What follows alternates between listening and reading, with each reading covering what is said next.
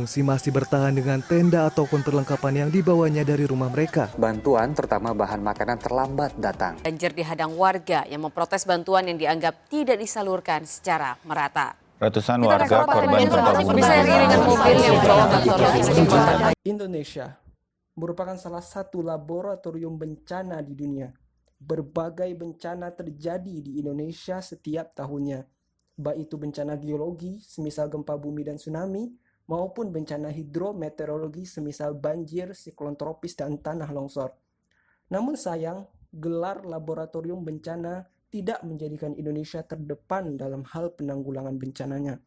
Salah satunya diindikasikan dari besarnya angka kematian akibat bencana alam.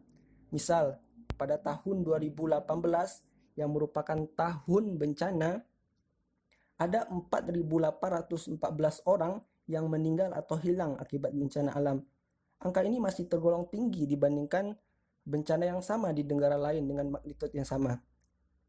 Padahal ini sangat mungkin untuk ditekan jumlahnya dengan manajemen bencana yang baik.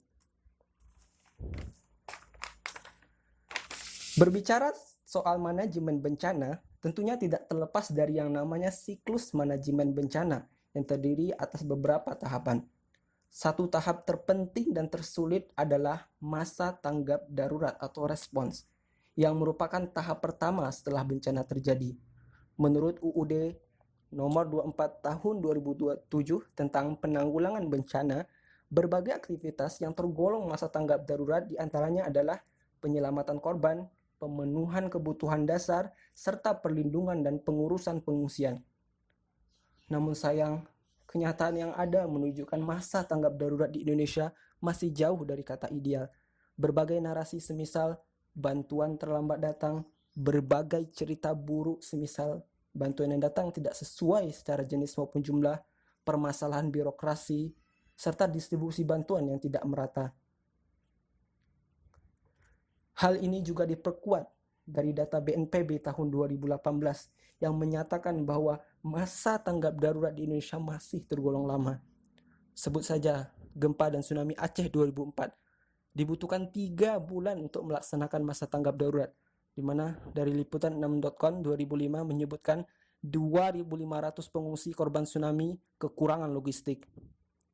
Lalu, gempa Bantul 2006 membutuhkan 1 bulan untuk melaksanakan masa tanggap darurat, di mana dari Suwadi 2007 disebutkan bantuan logistik untuk korban gempa tidak merata.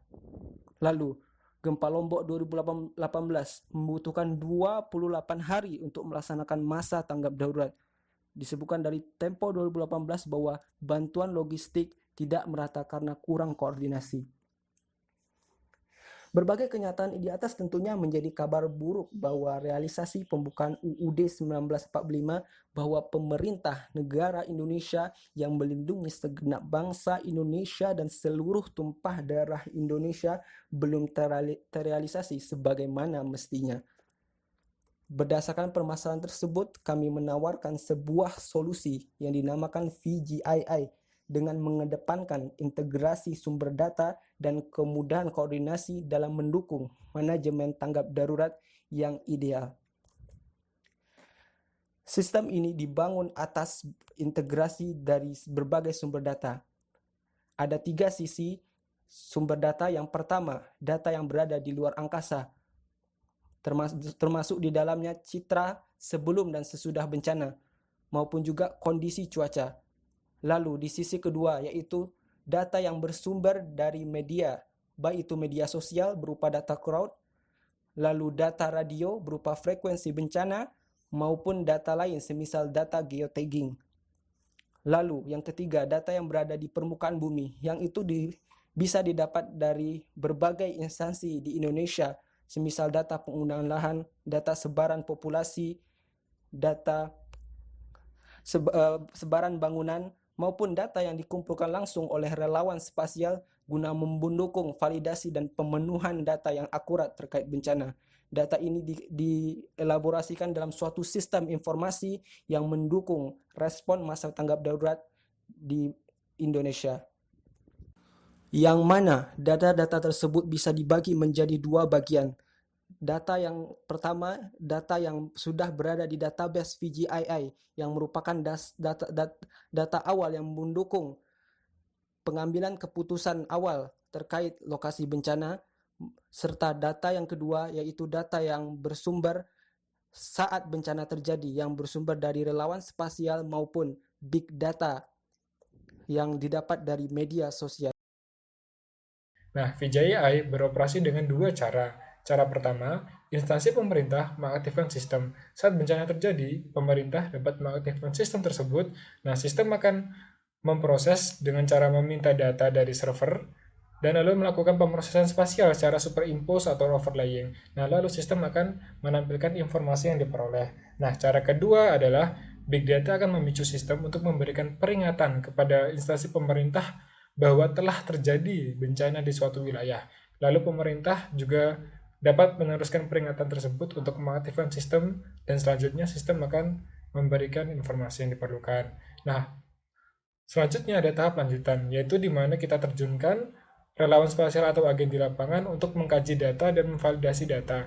Nah, relawan ini akan beri sebuah perangkat lunak khusus untuk melakukan updating data yang selanjutnya akan tersambung langsung dengan VJI. Nah, VJI akan mengolah data yang telah diperoleh, lalu disampaikan informasi baru sesuai masukan. Nah, ini adalah contoh uji yang kami lakukan. Kami peroleh big data berupa Twitter mengenai banjir di Kalimantan Tengah, dan lalu kami kelaskan berdasarkan kata kunci banjir dan nama kabupaten. Nah, di sini kami peroleh terdapat 5 kabupaten yang dianggap sangat penting. Penting di sini menandakan bahwa telah terjadi banjir yang cukup parah di sana. Nah, lalu kami gunakan wilayah tersebut untuk melakukan pemotongan pada citra satelit dan kami kaji, dan diperoleh hasil sebagai berikut. Nah, luasan banjir sebanyak 28.303 hektar, kira-kira orang yang terdampak banjir sebesar 6.457, dan kira-kira lahan pertanian yang terdampak sejumlah 75 hektar. Nah, data ini bisa kita jadikan acuan awal dan cepat untuk memberikan bantuan. Nah, semisal satu orang perlu 2 bungkus mie instan. Nah, pemerintah dengan cepat bisa memperoleh sebanyak 12.914 bungkus mie instan diperlukan untuk orang-orang yang terdampak banjir di daerah itu. Nah, semisal setelah kebencanaan pemerintah ingin melakukan ganti rugi, dan kita asumsikan bahwa setiap hektar lahan pertanian akan diberi ganti rugi sebesar 6 juta, maka dengan cepat dapat kita peroleh sebanyak 450 juta diperlukan untuk ganti rugi di wilayah tersebut. Nah, data-data ini masih bisa dikembangkan lagi sesuai masukan dan parameter yang telah kita masukkan ke dalam VJI. Nah, ini adalah contoh ilustrasi antar muka sistem VJI. Nah, ini adalah komparasi. Nah, di sebelah kiri adalah asesmen kebencanaan yang dulu, di mana dilakukan secara manual. Jadi, operator akan mendigit luasan wilayah yang terdampak bencana secara manual. Nah, di sebelah kanan, VJI langsung melakukan digitasi secara otomatis terhadap wilayah yang terdampak bencana. Dan hal ini dilakukan dengan sangat cepat dan akan langsung diperoleh informasinya. Nah, lalu pada skala berapa VJI beroperasi?